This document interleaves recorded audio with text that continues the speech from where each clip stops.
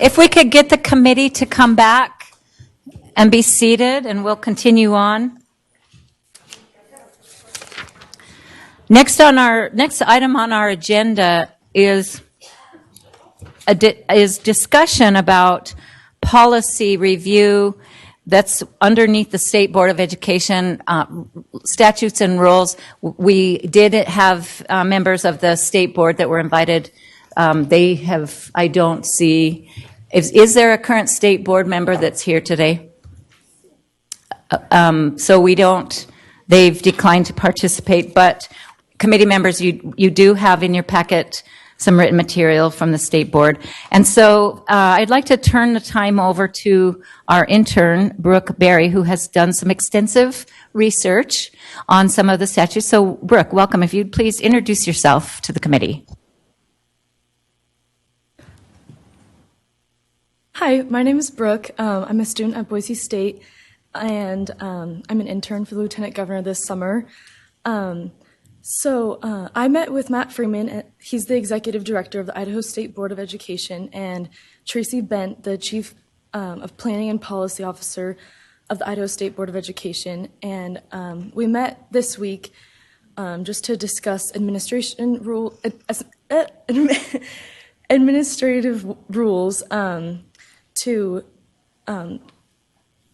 We discussed those. So the first thing was Matt defined those rules as the process called to negotiate the rulemaking.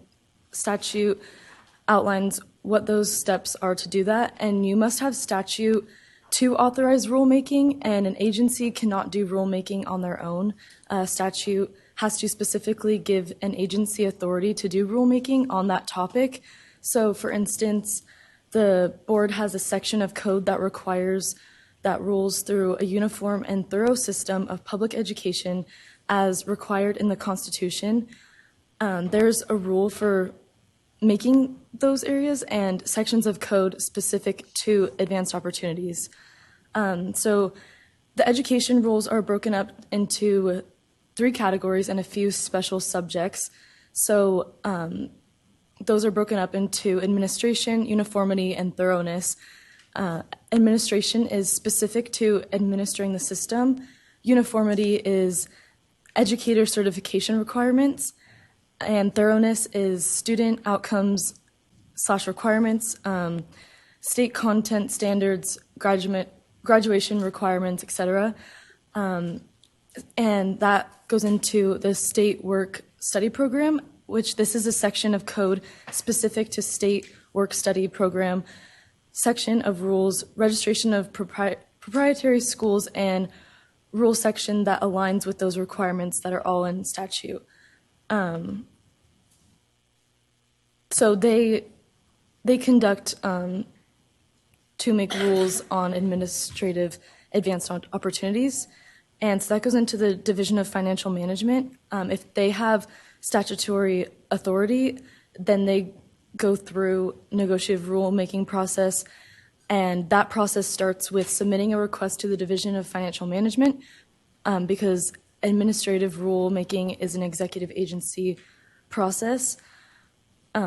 They submit that administrative rule form, which is a request to do negotiative rulemaking. They must identify the statutory authority, why the rule is necessary altogether, and why it is necessary to do it at a certain time, depending on the type of rule, examples of what other states are doing, and in the same area, if there is an equivalent in some of the surrounding similar states. So once they receive this approval and submit a notice of intent, this goes into the administrative bullet bin and is published by the Administrative Rules Office. And what it says is that the State Board of Education, based on this authority, is intending to do. So, for example, in the case of graduation requirements, they would conduct a negotiative rulemaking about or surrounding a graduation requirement if there were legislative requirements to change existing requirements. They would reference that legislation, and then individuals have an amount of time to give notice that they want to participate in that negotiation. then they schedule meetings where they bring those individuals together who have either expressed interest in that rule or who are affected by it. And throughout these meetings, they draft a proposed rule. That proposed rule then goes to the State Board of Education, and in a public meeting where there is another opportunity for public input, because all other board meetings have a public forum proponent that the board will consider a rule, and if they approve it, then they submit a notice of proposed rulemaking, then published statewide in the administrative bulletin, which will include the proposed language of the rule part of the notice that there is a 21-day public comment period. So individuals will have the opportunity to request a hearing, and will have public hearings in specific regions of the state, depending on the interest of that certain rule. This hearing gathers the public information from that 21-day period, and they amend the rule based on the comments they receive. Then this goes back to the board as a pending rule, and if that pending rule is approved, then that rule is submitted to the legislature. They have to approve of those rules, so the Legislative Services Office can get the rule books together and for the education rules. Then those are submitted to the Education Committee. Both the House and Senate read those rules.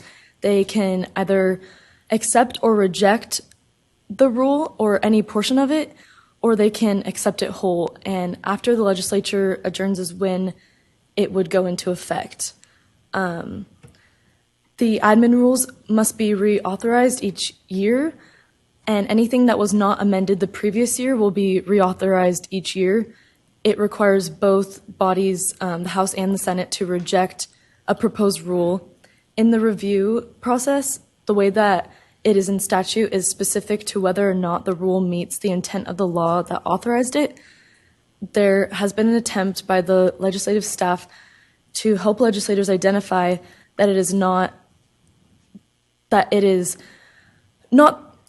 the year before the law passed that authorized the State Board of Education to rulemaking, and now there may be new legislators that do not agree with the law that passed, and therefore they want to reject the rule as opposed to amending the law that they do not agree with.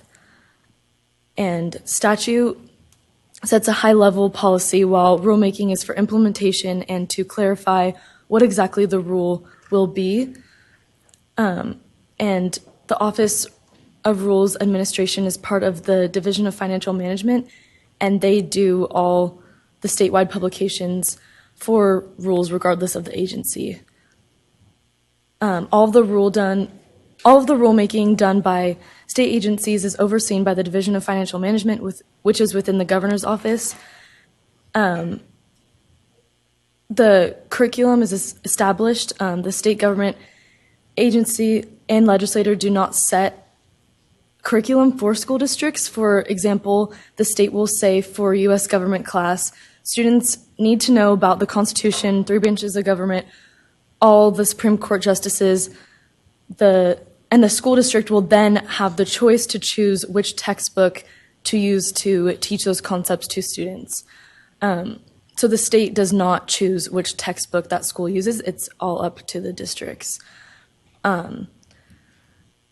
So for civics, there is a statute that states a student must learn specific concepts, and that requirement textbook a school district chooses must align and teach those topics. So when a school has curriculum review, when they have their curriculum review committee, these meetings are open to the public, and it allows for parent participation and community participation. So by law, they're open to everyone. They're welcome to attend, even if you do not have a child at that specific school district. It's a process where the department and the subject area rotates, which takes about 5 years to cover each specific area of study within schools.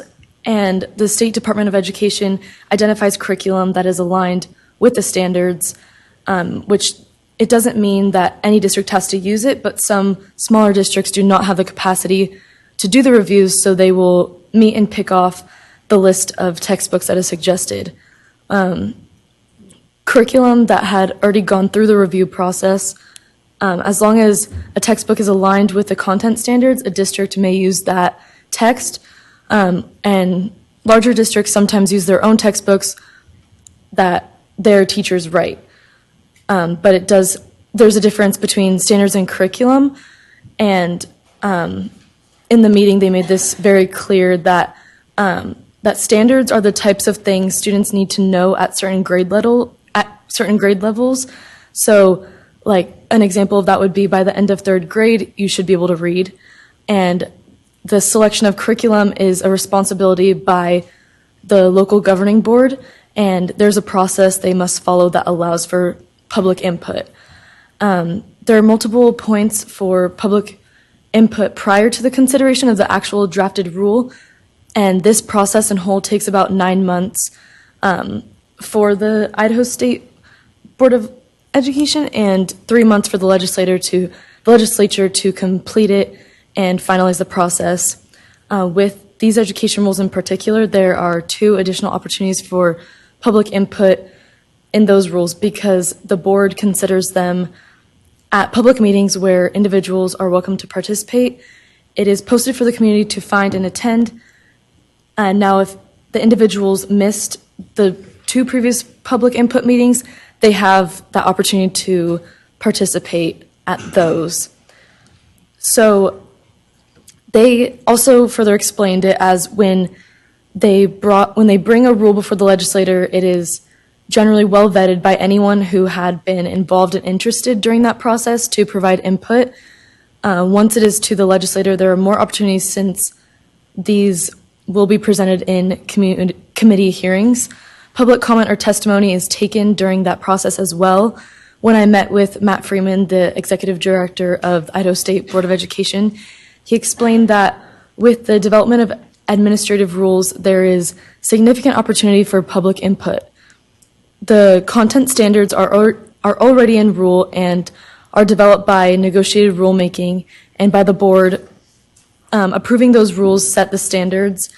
They do have a policy on the process for evaluating those standards, also on their regular basis, 20% of them per year, so they stay up to date. That process brings together educators and also the public meetings for educators come together from the K through 12 side and post-secondary side. The public is invited to participate as well, so these groups work together to develop standards or receiving and amending standards. Sometimes they identify that there's no need for a change to be made, but once that work is done, those standards are incorporated by reference into administrative rule, and they must go through the whole negotiation process to do this. Anything that is incorporated by a reference is treated exactly the same as the text that is the rest of the rule. They conduct notices of intent that they are amending the standards, then doing negotiations, so there is another opportunity for those to give input to change the standards that the other group is recommending. Then they do the proposed rule, which is again another opportunity for input, for public input, then the intending rule, and then they present those standards to the legislature, whether they accept or reject those rules. And to go through all content standards, it takes approximately 5 years, whether they need to be updated or changed. And if you have any further questions, Tracy Bent is, I will send out her email to you all and her phone number, and you can call her with any further questions. She's happy to help anyone understand the rulemaking process. Great job, Brooke. Do you feel like you just took a college class, learning all that? Committee, are there any questions for Brooke? Yes, Reverend. Thank you, Madam Chair. Brooke, to your knowledge, is this process pretty strictly adhered to, or there's some shortcuts occasionally taken? I don't know if you can even answer the question, but that is what I want to know. Oh, sorry, what was the last Is the procedure, you've outlined the procedure very well. And my question is, to your knowledge, is this procedure really handled with integrity when policies are up for change or adoption or what have you, or is it possible to take shortcuts? I'm not sure about that. I think that'd be a good question for Tracy or Matt. But yes, I think she could explain that better. I don't have any of that to my knowledge. I'm not sure. I just know they just told me the laws, so. No worries. Thanks. Yeah, Reverend, thank you. There's definitely a lot of inside baseball in that. Yes, ma'am. Thank you, Madam Chair. As a former member of the State Board of Education, we would try to really work on the standards. That is when we also implemented charter schools. Every board is different.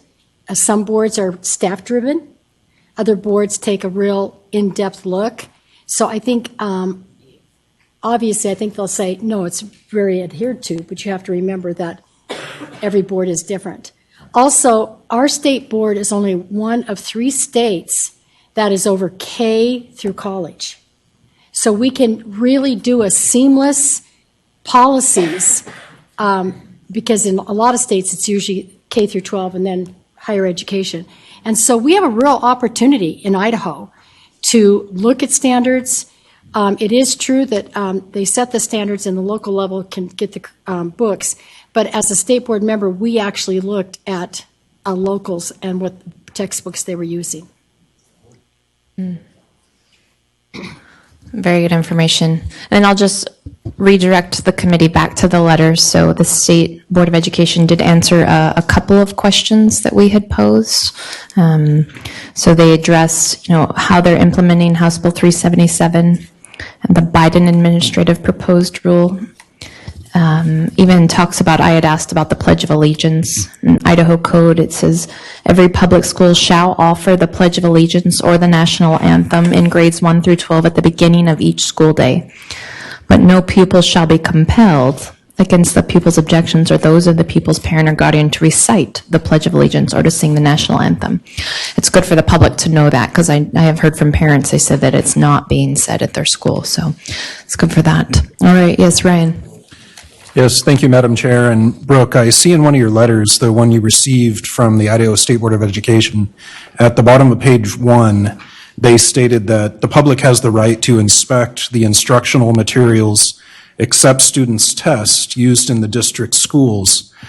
Based on that quote from the State Board, can you give any explanation as to why the Boise School District would have refused to release their instructional materials to Representative Giddings? Madam Chair, I am not sure about that. Again, I think that would be a great question for Tracy. Okay, and I'll send that information out to everyone on the task force tomorrow morning. Okay, thank you. Anna? This is actually a question for our chair, sorry. So is it possible for us to invite the state board and State Department officials to come again so we can actually ask them questions about these things? Talk to the people that are actually in charge? Yeah, thank you, Anna. So they were formally invited. We had a long discussion with them, and then they made a decision not to attend today. Can we re-invite them?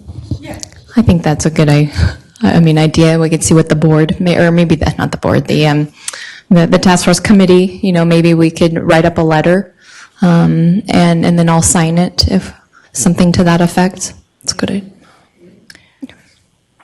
Isaac? Madam Chair, as public servants, did they give any reason, justification why they would not come and participate with such an important, even with an avenue such as this? I will look up the email response as we're talking here. Madam Lieutenant Governor. Isaac, and just a follow-up on that, I kind of wanted to just let the committee know the structure, how the state board operates. And I did reach out to our governor on this issue. I asked him if he would, that we were not getting, we wanted them to be, at least be present so that they could answer our questions. And I made a request to the governor that one of, either the executive director or one of the state board members would be there present. And the response on the executive director is that that person is hired by the state board, and so that person doesn't necessarily report to the governor. He reports to the members of the state board. And then when I followed up on that, I said, well, then would you please request at least one of your board members, appointed board members, to be present to answer questions. I did reach out to, I spoke to the governor on that yesterday, and he told me that he would follow up and ask for that person to be present, but you can see he's not here today. But the way that works, for the way it's written into statute, is that these positions, these officers of the State Board of Education by statute are appointed by the governor to serve for the term, and they serve throughout their term.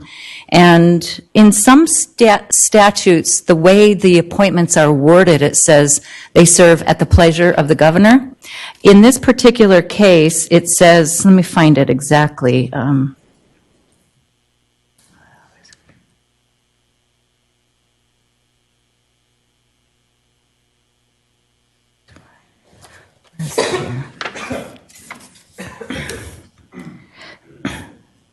Oh, it does say that. It says the State Board of Education is hereby authorized to appoint an executive officer who shall serve at the pleasure of the state board. So that is the position of the executive director. Am I getting, is that correct, Karen? Okay, thank you for that clarification. As far as the board members themselves, they are appointed by the governor to serve out the term of up to 5 years. And it does say in here,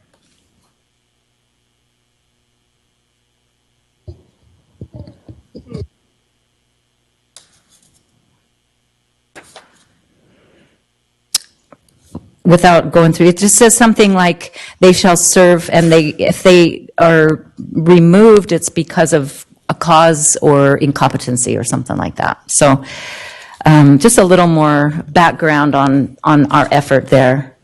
And if I may, first of all, thank you to Brook for the excellent research that you did for this committee. And also a very important piece of information that is in your packet is the proposed Biden rule. And I encourage you all to read this.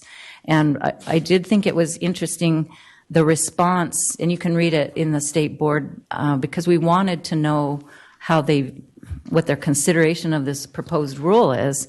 And their response, it said that on the third page, the last paragraph, historically, this grant program has been open to institutions of higher education and other nonprofit organizations, such as museums, but the Biden rule itself says that these grants will go through the Office of Elementary and Secondary Education within the states. And then they went on to say that at this stage, there's been no discussion by the board about this proposed rule, nor can we predict its impact. Just wanted to add that for your consideration on this important proposed rule. Great, thank you, Madam Lieutenant Governor. And Isaac, just to read that email from you, so it was June 16th from Matt Freeman. He's the executive director of the Idaho State Board of Education. It says, thank you for the invitation to appear before your task force next week.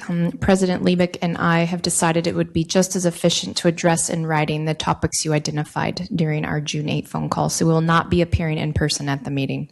We will provide our written response to you, etc. So that's that. All right, moving on.